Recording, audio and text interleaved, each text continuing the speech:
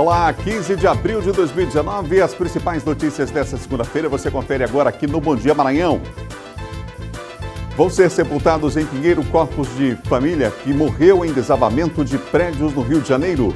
Carreta pega fogo após acidente e condutor morre na BR-316 em Codó. Ministro da Ciência e Tecnologia visita a base de Alcântara e participa de seminário hoje aqui na capital. Imperatriz vence o moto de virada e fica com o título do Campeonato Maranhense de Futebol. O Bom Dia Maranhão está começando agora.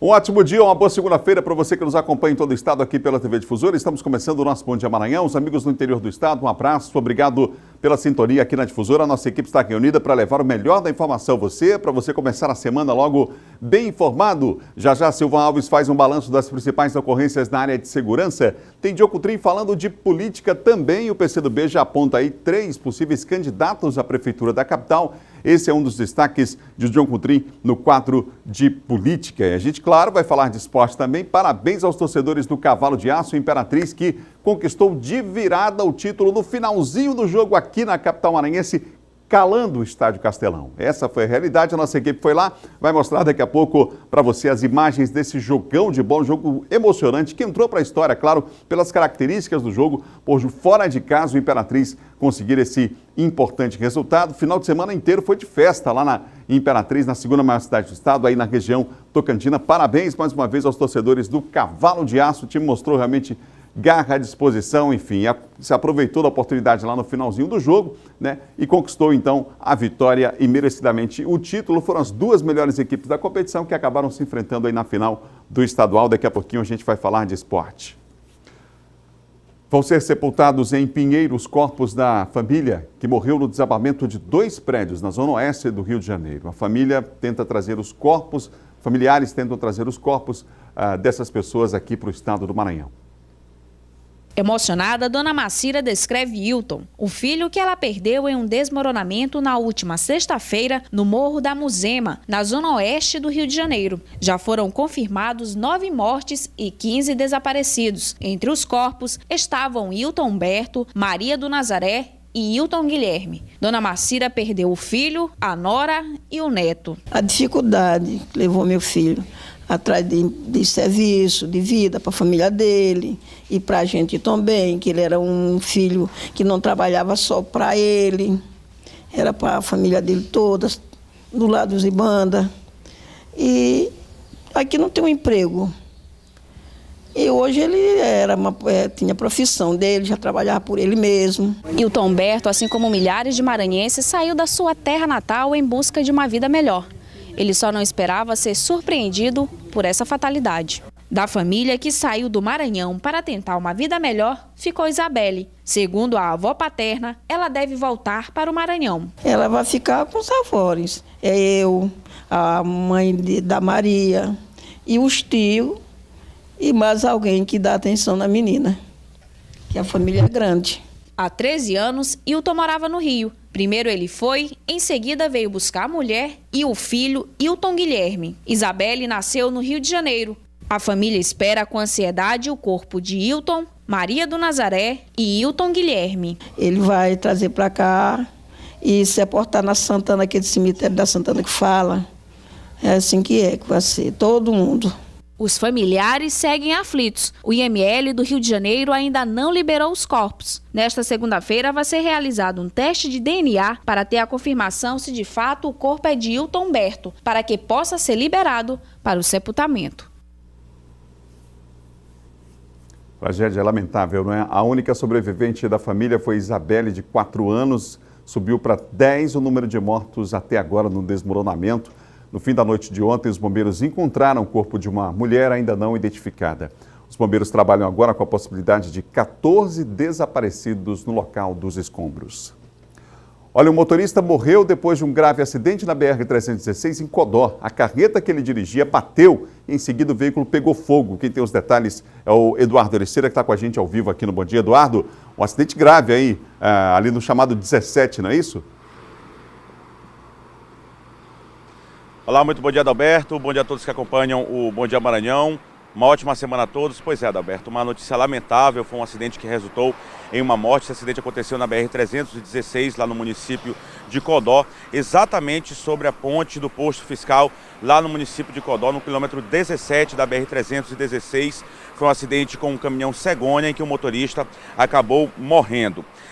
Esse acidente aconteceu justamente no leste maranhense, envolvendo uma carreta cegonha, que resultou na morte do condutor, que faleceu em decorrência do incêndio gerado a partir da colisão da carreta com a defensa da ponte. O motorista não conseguiu equilibrar a cegonha, que colidiu o cavalo e a lateral da carreta na ponte, dando L e pegando fogo rapidamente. O cavalo ficou pendurado na ponte, sendo sustentado pelo peso da carreta, que transportava apenas um veículo. As chamas consumiram rapidamente a combinação de veículos, inclusive o automóvel transportado pela carreta. Há informações preliminares também que, inclusive, o condutor estava numa velocidade incompatível com a via. Uma equipe da Polícia Rodoviária Federal de Peritoró atendeu a ocorrência, sendo acionado também uma equipe do Corpo de Bombeiros Militar, que apagou o fogo e esfriou a carreta. As informações ainda estão sendo levantadas, mas é inclusive informações preliminares que também o motorista teria dormido ao volante, que teria ocasionado também o acidente. O acidente aconteceu, como eu disse, no quilômetro 17, porque fica exatamente no povoado, numa área conhecida como 17, porque fica a exatamente 17 quilômetros do município de Codó. Lamentavelmente, mais uma morte em uma rodovia federal que corta o estado do Maranhão, dessa vez na BR-316, lá na cidade de Codó. A gente volta com você, Adalberto. Obrigado, Eduardo. O sol já brilha nessa manhã, sem chuva por enquanto aqui na capital maranhense. Na madrugada ainda choveu um pouco, né? E o fim de semana também foi de chuva aqui em São Luís, em especial na tarde de sábado e também em parte do domingo, né? São 7 horas e mais 8 minutos, 7 e 8. Nós vamos agora à participação de Silvan Alves aqui no Bom Dia.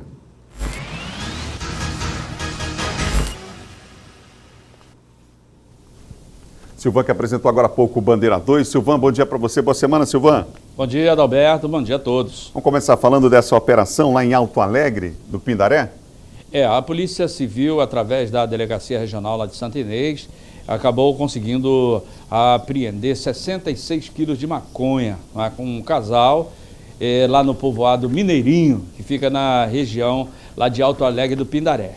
Segundo o delegado Elson Ramos, que é o delegado da regional lá de Santo Inês, a polícia vinha fazendo levantamentos até chegar a esse local, até chegar a esse povoado, onde acabou conseguindo localizar. Foi um casal que acabou sendo preso. Ele tem 53 anos, é natural do Ceará, e ela tem 43 anos, a dona Gracinha, como ela é conhecida, é natural da cidade de Santa Luzia. Os dois, com uma grande quantidade, além dos 66 quilos de maconha, foram encontrados mais 84 pedras de crack, aproximadamente 500 e poucos reais em dinheiro, balança de precisão e o material utilizado para embalar e manusear a droga. Além disso, foram encontradas várias espingardas, né, que foram apreendidas também, encaminhadas lá para a delegacia lá de Santo Inês. Os dois foram autuados em flagrante por tráfico de drogas e foram encaminhados já para a unidade prisional daquele município.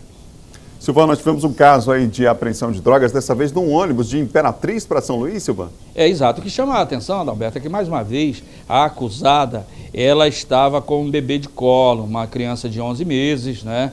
Que provavelmente a polícia está checando ainda se é realmente filho, porque esse é um terceiro ou quarto caso que ocorre de mulheres que alugam, né, crianças para transportar drogas. Aí já foram feitas 3 ou 4 apreensões dentro de ônibus, né, de mulheres, que depois ficou comprovado que elas não seriam realmente as mães biológicas dessas crianças, teriam alugadas para serem utilizadas pelo tráfico. Ela estava vindo lá de Imperatriz, né, trazendo 4 quilos de maconha numa bagagem de mão, e aí foi interceptada lá na BR-316 pela Polícia Rodoviária Federal. Os policiais notaram que ela estava muito nervosa, decidiram fazer a abordagem e encontraram a droga lá. Ao ser interrogada na delegacia, ela falou que o marido dela, o esposo dela, está custodiado no presídio de São Luís, aqui no complexo penitenciário, e que ela recebeu a ordem, a determinação dele, para que ela fosse até Imperatriz. Lá em Imperatriz já tinha uma pessoa, segundo ela, lá no terminal que estava esperando, fez a entrega da sacola para ela e ela embarcou de volta, e aqui deveria entregar essa droga para uma outra pessoa que também ela não sabe. Diz não conhecer a pessoa que deu a droga para ela lá em Imperatriz, e também que ela não iria ainda receber ordem, determinações do marido lá de dentro da cadeia para saber para quem que ela deveria destinar essa droga.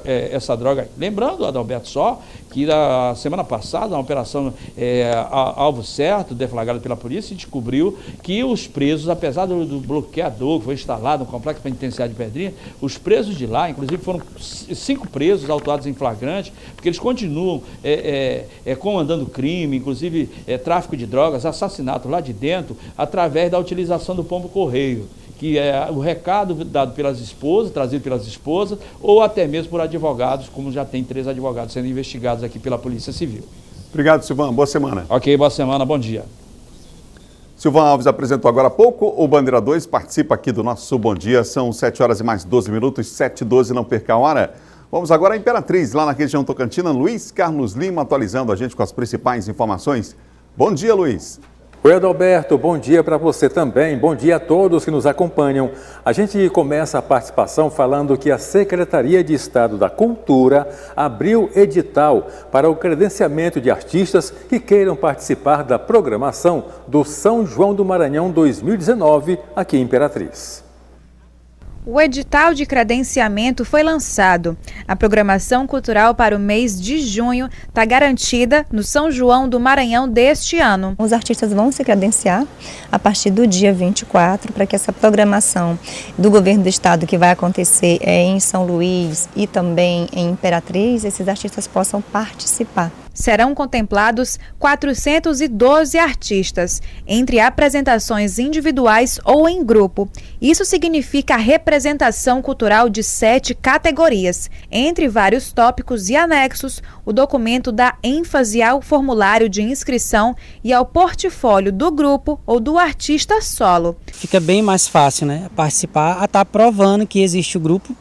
E a gente pega todo o material, toda a documentação, vídeos, fotos, as entrevistas e a gente passa para o credenciamento. Todo o material deve ser enviado até o dia 3 de maio e no dia 24 os nomes dos selecionados serão divulgados. Olha, quem chega ou sai de Imperatriz pelo terminal rodoviário se depara com um cenário nada agradável. O local está cheio de buracos, não só do lado de fora, mas também do lado de dentro do terminal.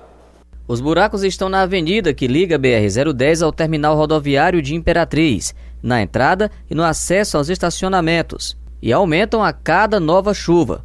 Obstáculos para quem chega de carro ou de moto. Tem que dar um jeito, né? Essa buraqueira aí, porque tá feio. Até os motoristas dos ônibus encontram dificuldade em transitar nas vias de acesso. E o problema se repete aqui na área de embarque e desembarque. São 2 poças de lama que estão no caminho de quem chega e de quem sai da cidade. A reclamação também vem de passageiros, como este aposentado. Buraqueira doida. Buraqueira. É muito. Não é só aqui, muita rua. E de taxistas que dizem que todos os anos no período chuvoso os buracos aparecem e causam a má impressão de quem chega em Imperatriz, considerando o fluxo diário de passageiros de até 1.500 pessoas. Isso é coisa de todo ano, né?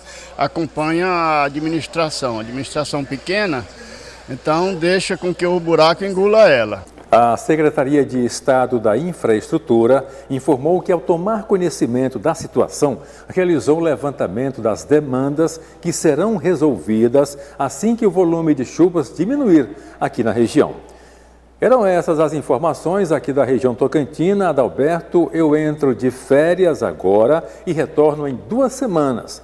Neste período, Micaele Martins vai me substituir. Uma boa semana a todos. Obrigado, Luiz. Férias merecidas aí. Um abraço, hein? No próximo bloco, mais de 40 municípios maranhenses em estado de alerta por conta das chuvas. E mais, John Coutrinho, no quadro de política, destaca, a PCdoB diz que tem 3 pré-candidatos à Prefeitura de São Luís. Vamos saber os nomes já depois do intervalo. Imagens ao vivo nesse momento da capital de todos os maranhenses, via expressa com trânsito tranquilo até o momento e não chove na capital desse tempo nublado. Voltamos já.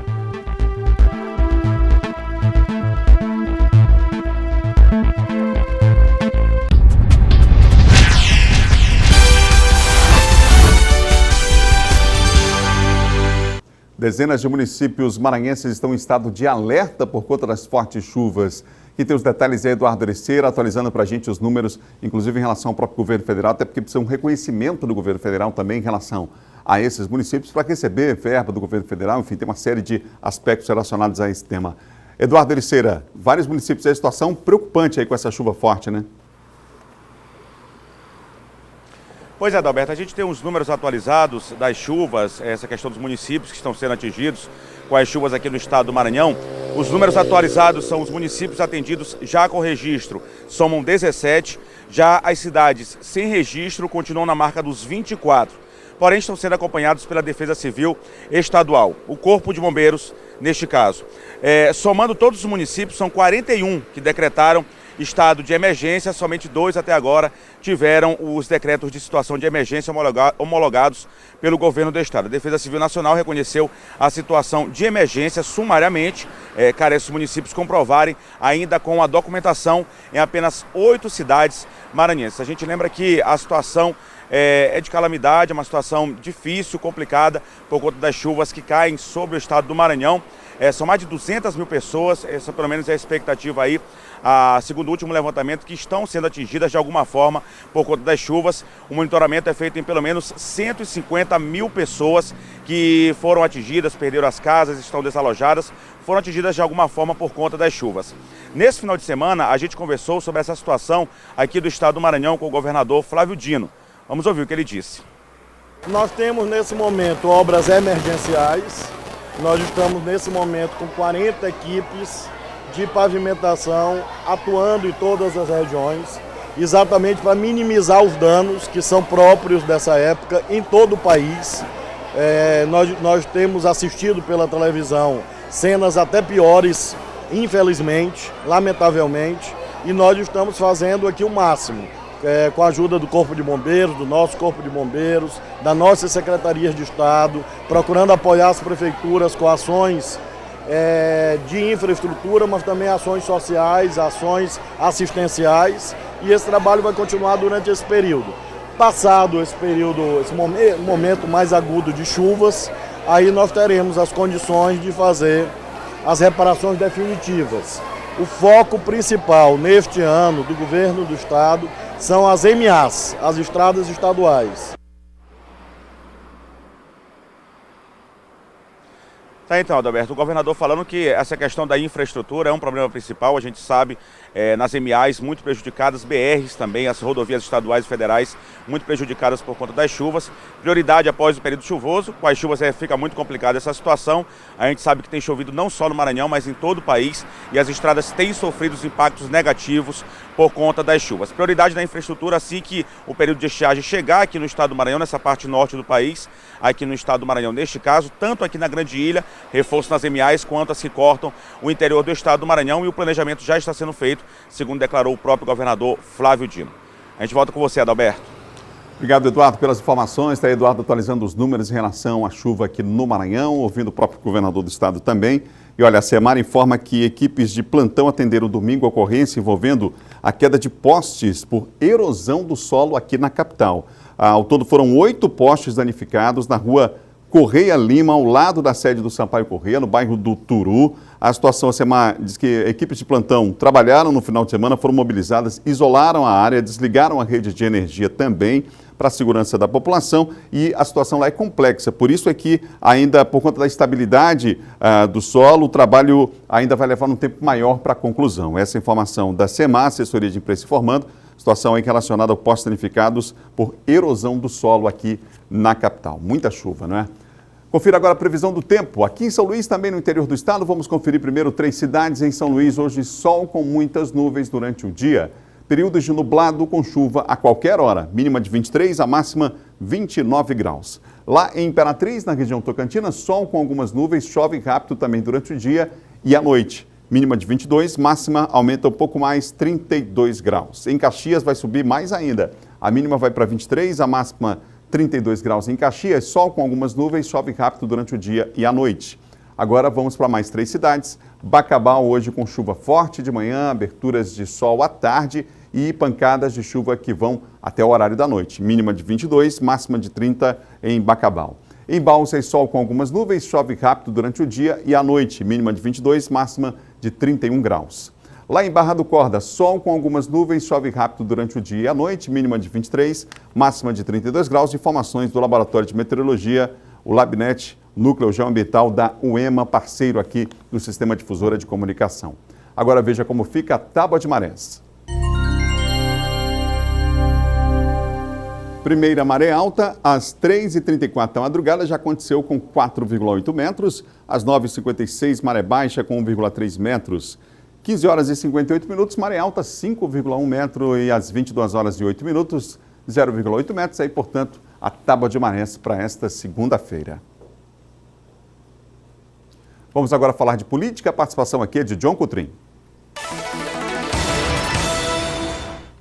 Vem para cá, John Coutrin, vários assuntos em pauta aí nesta segunda-feira. Bom dia para você. Bom dia, Adalberto. Boa semana a todos. Temos aí já a indicação de 3, digamos assim, pré-candidatos à Prefeitura de São Luís pelo PCdoB? O deputado federal Márcio Gerri, que é uma grande figura, expoente do PCdoB no Maranhão, ele deu entrevista, Adalberto, e disse o seguinte, que o PCdoB no Maranhão, aliás, o PCdoB em São Luís, na capital maranhense, tem 3 pré-candidatos. Ele listou, Adalberto, e enumerou esses 3. Ele colocou, por exemplo, Júlio Pinheiro, que é o atual vice-prefeito da capital, como um desses nomes, um dos pré-candidatos a prefeito de São Luís. Ele também citou, Adalberto, o deputado estadual Duarte Júnior, também como um desses nomes que podem se candidatar a concorrer ao cargo de prefeito de São Luís pelo PCdoB, e também o próprio deputado federal licenciado, secretário das cidades, Rubens Pereira Júnior. Ele aí, Adalberto, ele citou então esses 3 nomes aí, o Márcio Gerri, como prováveis pré-candidatos, como nomes que devem concorrer aí às eleições da capital no próximo ano. É importante destacar o seguinte, o Júlio é da região Itaquibacanga, Júlio Pinheiro é do PCdoB, é um quadro orgânico do PCdoB, já vem há muito tempo militando no PCdoB.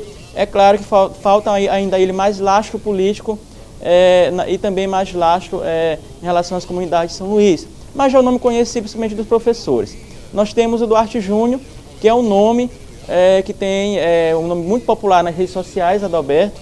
O Duarte Júnior ele tem conseguido aí penetrar nesse campo, nessa área, nesse setor da juventude, ou seja, ele fala para um público mais jovem, um público das redes sociais, mas claro, precisa também agora de articulação política. Duarte Júnior foi o deputado estadual mais votado em São Luís, ele vem se viabilizando, vem se movimentando aí para ser um desses nomes a prefeito de São Luís, mas claro, falta a ele, já que ele tem o apoio popular, mas precisa a questão política, ele precisa se viabilizar politicamente, precisa ter um grupo, precisa ter o apoio do PCdoB, precisa ter o apoio do grupo do governador Flávio Dino. Isso vai depender dele, Adalberto, nesse ano e no próximo ano, capacidade de articulação, capacidade política, habilidade política. Por fim, o Rubens Pereira Júnior. Rubens Pereira Júnior já é velho conhecido da política estadual, deputado federal reeleito, veio para São Luís agora, faz uma política localizada em São Luís, como secretário das cidades, uma super secretaria, vem desenvolvendo aí um trabalho, tem lastro político, mas precisa também ser mais conhecido, Adalberto. E precisa o Rubens Júnior ser mais conhecido aqui em São Luís e precisa também inserir-se mais nas comunidades. Isso ele vem tentando fazer, ou seja, o Márcio Gerri então listou, enumerou esses 3 nomes, Duarte Júnior, Júlio Pinheiro e Rubens Pereira, e automaticamente ele sai também da disputa, porque se falava o Márcio Gerri pode ser candidato a prefeito de São Luís, mas o Márcio já está excluindo-se, portanto, aí da disputa e colocando apenas 3 nomes do PCdoB. Claro, Adalberto, vale ressaltar o seguinte, outra observação, isso se o PCdoB tiver candidato a prefeito. O deputado Otelino Neto já disse que o PCdoB pode apoiar um outro partido, pode apoiar um outro nome, de uma outra sigla, de uma outra legenda da base do governador Flávio Dino. Caso o PCdoB tenha candidato, então, será um desses 3 nomes. É o nosso John Coutrin falando de política aqui do Bom Dia Maranhão, nessa segunda-feira desse começo de semana. O deputado Juscelino Filho anunciou a convenção do DEM e diz que São Luís e Imperatriz são prioridades. Isso ele fez em entrevista ao Resenha aqui na TV Difusora ao nosso John Coutrin. É isso, John? É isso, Adalberto. O Juscelino Filho, ele esteve aqui no Resenha no sábado pela manhã e ele abordou vários assuntos. Na questão do Democratas, que é um dos partidos que mais crescem no país, Especificamente aqui no estado do Maranhão, ele disse que o Democratas vai fazer uma convenção no dia 26 deste mês, vai filiar prefeitos e pré-candidatos a prefeitos, e ele disse que a prioridade do Democratas é ter candidatos em São Luís e em Imperatriz. Vamos acompanhar o que o deputado federal Juscelino Filho e presidente estadual do Democratas falou à resenha. Estamos fazendo esse trabalho para ter o máximo possível de candidaturas no Maranhão. Vamos filiar vários membros na nossa convenção estadual, que vamos realizar agora no final do mês. Vamos filiar muitos candidatos a prefeito e alguns prefeitos no mandato que vão concorrer à reeleição. Também serão anunciados suas filiações no dia da nossa convenção estadual, que está marcada para o dia 26 de abril agora. E São Luís e Imperatriz são as prioridades do partido, são as duas maiores cidades do estado. O Assis já prefeito concorrendo à reeleição, com todo o nosso apoio do Democratas. E aqui o nosso nome hoje é o deputado Neto Evangelista, que inclusive está sendo alçado aí à presidência municipal do partido, que nós iremos fazer esse trabalho para poder que ele chegue bem posicionado no ano que vem para as eleições. Em Santa Inês, tem Bacabal, vamos ter uma candidatura em Bacabal. Bom, aí foi o deputado federal Juscelino, ele confirma, portanto, o seguinte: o Democratas terá candidato em São Luís, é o Neto Evangelista, e em Imperatriz será o atual prefeito, candidato à reeleição, Assis. O Assis, portanto, o Adalberto, será o nome do Democratas lá em Imperatriz, e o Neto praticamente já, aí ele foi eleito presidente do Diretório Municipal de São Luís, e o Neto se cacifa, portanto, com o apoio da direção estadual do Democratas para ser o candidato a prefeito de São Luís, Neto Evangelista. John, desde a sexta-feira está repercutindo aí nas redes sociais uma declaração do deputado federal Edilásio Júnior, não é isso?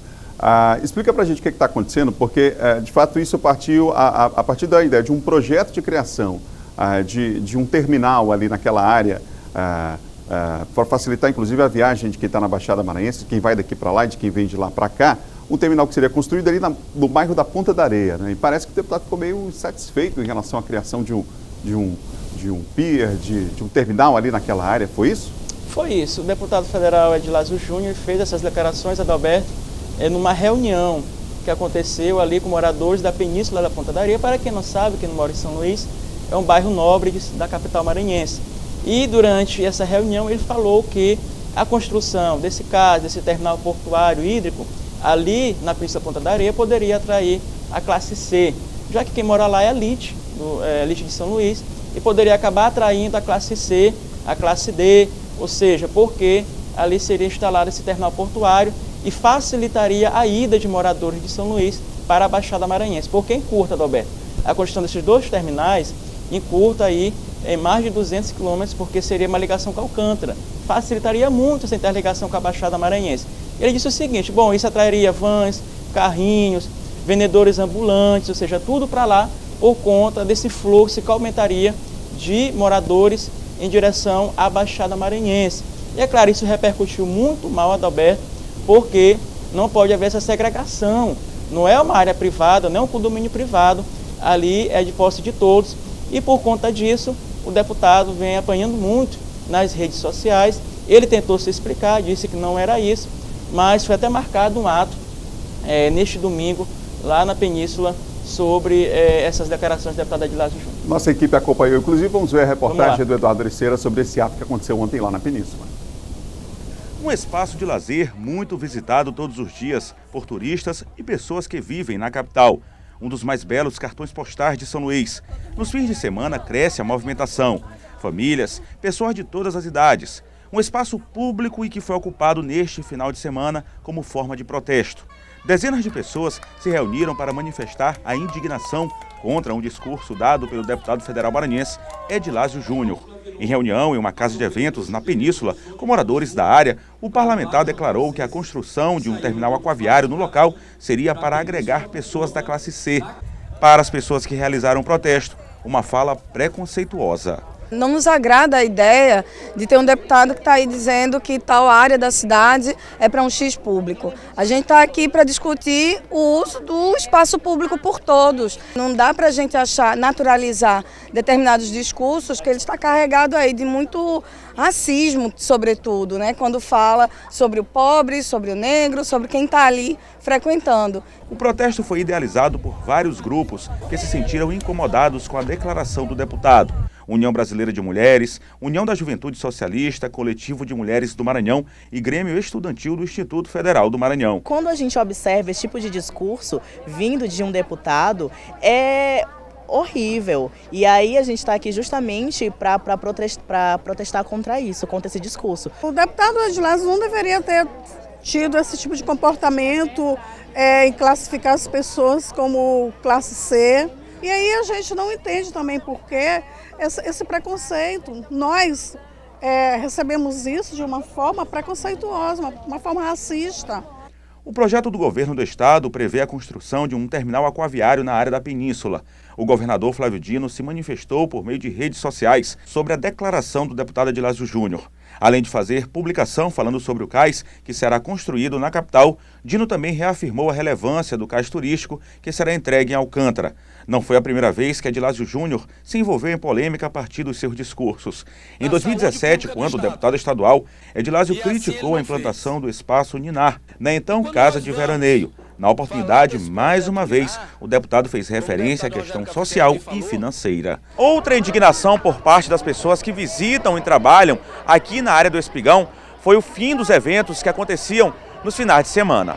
A península tem um comércio muito forte de comida, artesanato, brinquedos, só que para quem trabalha no local, o impedimento por parte de uma programação cultural no espaço afastou consumidores e deixou o local desanimado. Pois é, tinha uma programação todo domingo com música no Espigão e foi tirado em virtude da incomodação que dava aos moradores daqui, né? E foi proibido a partir desse ano para cá, não teve mais a música e afastou um pouco a visitação, a população. Aí, portanto, João, a situação aí, o pessoal ficou realmente chateado. Aliás, nas redes sociais a repercussão é grande, né, dessa fala que foi feita e depois o próprio governador se manifestou aí nas redes sociais falando sobre o projeto também, enfim. Esclareceu ainda o governador Flávio Dino, Adalberto, nas redes sociais, que ainda em relação à construção desse porto, terminal portuário na Península Ponta da Areia, ele disse que o terminal Ponta da Espera continuará sendo ali, né, a questão do ferry-boat continuar sendo o terminal Ponta da Espera, que não haverá essa questão apocalíptica aí de que carrinhos, vans, ônibus irão para lá, segundo o governador Flávio Dino. E disse também que é um estudo de marés por conta da localização ali, feito um estudo de marés, e apontou que ali é o melhor local para fazer essa interligação, segundo o governador Flávio Dino. Portanto, aí uma polêmica que foi criada a partir de uma declaração aí infeliz do deputado federal Edilásio Júnior em relação, porque, Adalberto, é claro que tem que se beneficiar a maioria, não é a minoria, tem que ser beneficiada a maioria, e ali com a construção desse porto, desse cais ali na península, que será beneficiada será a grande maioria, a grande parcela da população maranhense. A cidade pertence a todos, né? Claro. Nesse debate é importante também, João, ter um cuidado de do viés político-partidário não tomar conta, né? Porque senão vão ficar dizendo que a obra é ruim porque é do governo, os outros vão dizer que alguém está defendendo porque ou está atacando porque é um deputado da oposição. Mas enfim, são situações completamente diferentes. É um deputado federal hoje, inclusive, né? Foi deputado estadual, mas que fez uma fala ali, que o vídeo está circulando, inclusive, na internet com a fala do deputado. Hoje em dia, né, tudo que você fala, tem alguém geralmente filmando, foi o que aconteceu, tinha uma pessoa com um celular filmando lá e acabou depois tendo essa repercussão toda a esse caso, né? É isso, Adalberto. Não sei se o vídeo a gente consegue colocar um trecho, consegue? Vamos lá. Então sim, conseguimos. Vamos ver um trechinho então desse vídeo gravado com a fala do deputado Edilásio. Vamos lá. E saíram de outros bairros para vir para a Península por conta da qualidade de vida que passou a ter há pouco tempo. E isso trouxe academias, trouxe restaurantes, enfim, hoje vocês têm uma vida própria, que até ontem não tinha nenhuma padaria aqui. E hoje vocês não precisam sair daqui mais para nada, para entretenimento, para comer bem, beber bem. Enfim, e vai trazer algo para cá, como bem o doutor Fernando falou, na imagem é muito bacana, muito bonito. Se fosse aquilo ali, ia ser muito bacana que cada um podia ter sua lancha, podia ter seu barco, seria já algo a mais para agregar a Península da Ponta da Areia.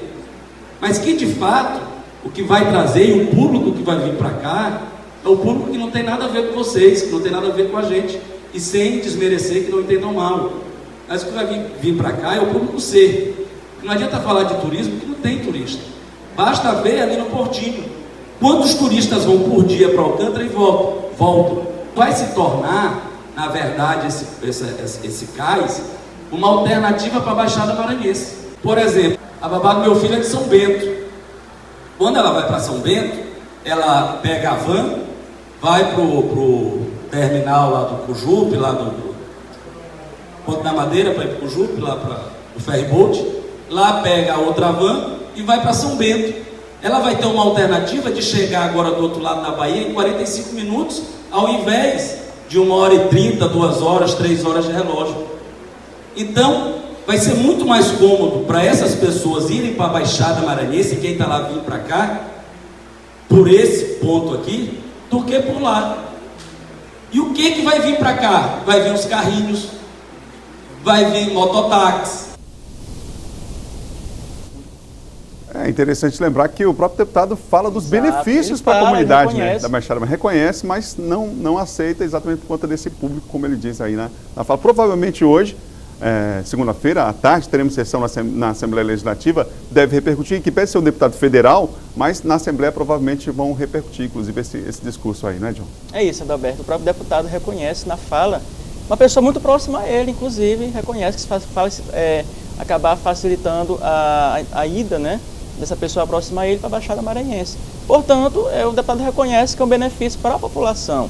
É claro que aquelas pessoas que moram na Península investiram, eles têm um receio de que possa danificar os seus imóveis, a questão da infraestrutura, mas é claro, Adalberto, dentro do projeto é necessário, deve estar colocado lá esse ponto, de que haja uma infraestrutura necessária para isso. Lógico. O governo vai fazer uma obra dessa de qualquer jeito, é claro que vai oferecer infraestrutura e resguardar o patrimônio dos moradores. João Coutrinho, para fechar hoje, vamos falar sobre o caso lá do Planalto, que adota silêncio após o relato de uma deputada sobre ameaça de ministro, coisa séria. A deputada Lê Silva, do PSL de Minas Gerais, alega que o ministro Marcelo Antônio acabou ameaçando ela de morte. Como assim?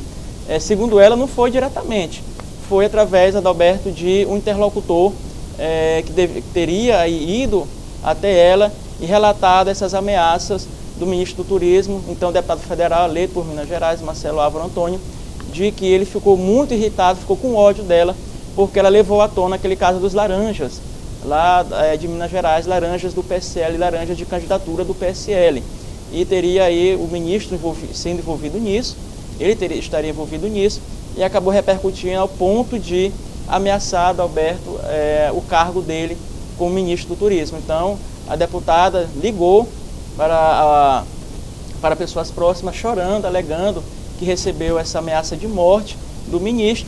E qual é o posicionamento do Planalto? O posicionamento é que vai aguardar as investigações da Polícia Federal e só depois tomar uma atitude, claro, diante dessas acusações graves feitas pela deputada federal Lê Silva em relação ao ministro do Turismo, de ameaças de morte levadas através de pessoas. Ela disse que não foi feita por telefone nem pessoalmente, mas foi dita em reuniões e também enviado recado de que é para ela ficar calada, não falar mais nada, que poderia acontecer algo com a vida dela. Então, é necessário aguardar a apuração em relação a isso. O presidente Bolsonaro já disse que, diante dessas investigações, o resultado final, ele tomará uma atitude em relação à permanência ou não do ministro no cargo. Obrigado, John. Boa semana para você. Boa semana, Alberto. Até amanhã. É o nosso João Coutrinho falando de política. No próximo bloco, o ministro da Ciência e Tecnologia visita a base de Alcântara e participa hoje de seminário aqui na capital. E mais, vamos falar de esporte, vamos falar do Imperatriz, vamos falar do campeão maranhense de 2019 já, depois do intervalo.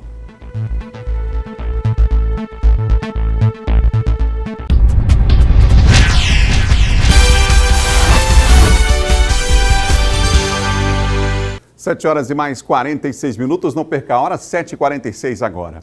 O ministro da Ciência e Tecnologia esteve ontem aqui no Maranhão, mais precisamente lá na base em Alcântara. E hoje participa de um seminário discutindo o uso da base aqui na capital maranhense. Eduardo Ericeira atualiza a gente com essas informações. Eduardo, o ministro desembarcou ontem, já participou de uma atividade, inclusive, lá em Alcântara, não é isso?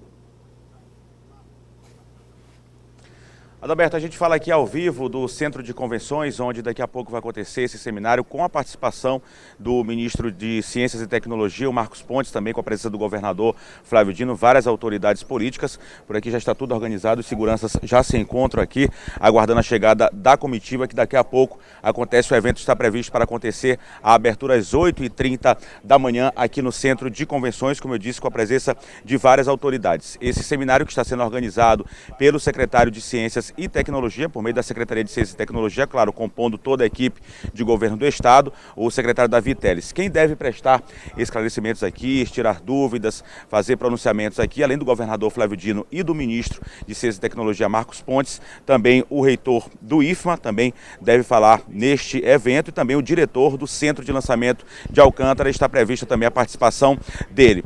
A participação também do público de instituições, pesquisadores e acadêmicos interessados vão poder participar desse encontro de extrema importância, dessa discussão que ainda tramita no Congresso Nacional. Adalberto, você disse sobre essa visita do ministro. Ele esteve neste final de semana lá no Centro de Lançamento de Alcântara, visitou o município de Alcântara. Na oportunidade, esteve na visita acompanhado aí pelo vice-governador do estado, Carlos Brandão, esteve acompanhando na comitiva. A gente acompanha inclusive imagens aí da visita do ministro de Ciências e Tecnologia, Marcos Pontes, e também acompanhado aí do vice-governador Carlos Brandão.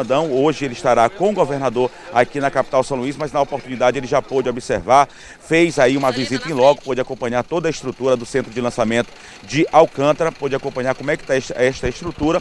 Chegou a dizer que, por enquanto, uma expansão está descartada. Adalberto, por enquanto ainda não está certo, mas uma expansão neste momento está descartada. O governador já relatou às autoridades que a prioridade é que as comunidades quilombolas sejam mantidas, possam continuar a abrigar. Não é contra o acordo de salvaguardas, mas que tem que priorizar também a questão das comunidades quilombolas. Adalberto, a gente volta com você. Obrigado, Eduardo, pelas informações. O ministro esteve ontem, Marcos Pontes, lá na base de Alcântara, visitou inclusive uma escola lá na comunidade. A gente vai cobrar depois aqui a visita, o contato com a comunidade, a participação da comunidade nesse processo. A gente vai continuar falando disso aqui, tá bom? São 7h49. Agora a gente muda de assunto, fala de esporte.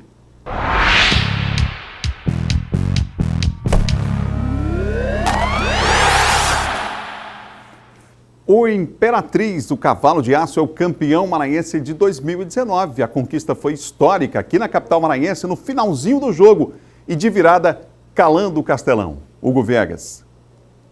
Moto e Imperatriz entraram em campo para decidir o estadual pelo segundo ano consecutivo. Com melhor campanha, o rubro-negro precisava apenas de um empate para garantir o título. Já para o cavalo de aço, só interessava a vitória. Mas foi o Moto quem tentou criar as primeiras chances de gol. Aos poucos, o Imperatriz começou a equilibrar o jogo. Na cobrança de falta de Daniel Barros, o cavalo de aço levou susto ao gol do Moto. Maílson salvou. O negro quase abriu o placar no contra-ataque com um chute de Russo. Jogo tenso. Aos 24, Arcanjo cobra escanteio. Jean sai esquisito e quase o Moto abre o placar. Após jogada de Evandro Russo, Juninho Arcanjo marca, mas estava impedido. Gol anulado pela arbitragem. O Moto insiste e aos 34 minutos do primeiro tempo, na cobrança de escanteio de Juninho Arcanjo, Léo Paraíba subiu bonito e abriu o placar para o Papão. No segundo tempo, o Imperatriz sabia que precisava virar o jogo e tentou o empate na cabeçada de Júnior Chicão.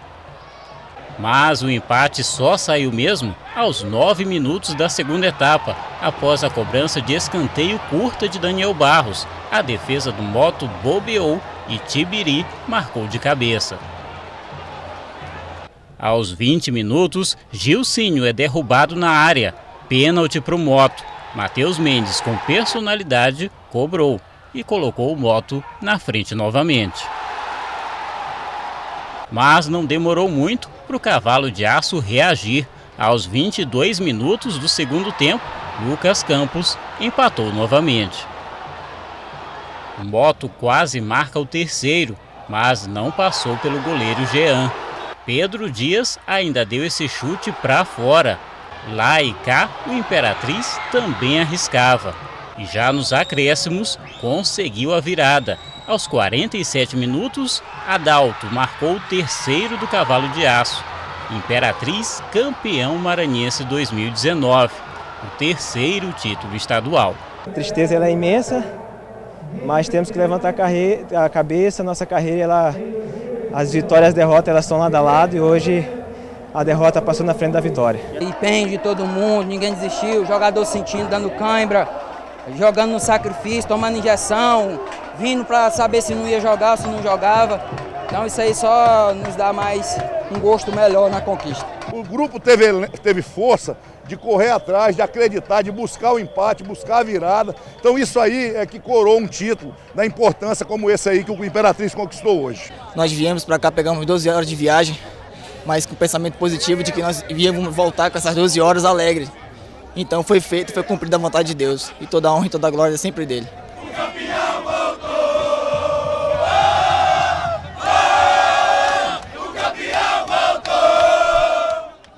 Festa merecida para o Imperatriz, que hoje apresenta novidades já para o Campeonato Brasileiro, hein? O Bom Dia Maranhão termina agora. Outras notícias no portal MA10. Foi um grande campeonato. As duas melhores equipes se encontraram no final do campeonato. Isso que é bom, né? Um campeonato que valoriza os times realmente que se destacaram. O Motoclube deve continuar com o trabalho que está lá. O técnico Wallace Lemos fez um belíssimo trabalho durante o ano inteiro. Não pode se jogar em uma partida, tudo por água abaixo. O Jean fez uma grande partida, Daniel Barros, o time do Imperatriz acreditando até o final. Você viu nas imagens aí, né? Parabéns à equipe do Imperatriz, há vários anos aí chegando como vice-campeão. No passado foi assim, bateu na trave ali o título do Imperatriz, mas esse ano conseguiu então o título. Parabéns mais uma vez aos torcedores do Cavalo de Aço nessa segunda, com imagens da festa do Imperatriz, que a gente se despede hoje do Bom Dia Maranhão. Amanhã a gente volta às 7 horas da manhã, vamos falar inclusive sobre conflitos no campo, amanhã tudo isso no Bom Dia. Com a festa do Imperatriz a gente se despede, até amanhã.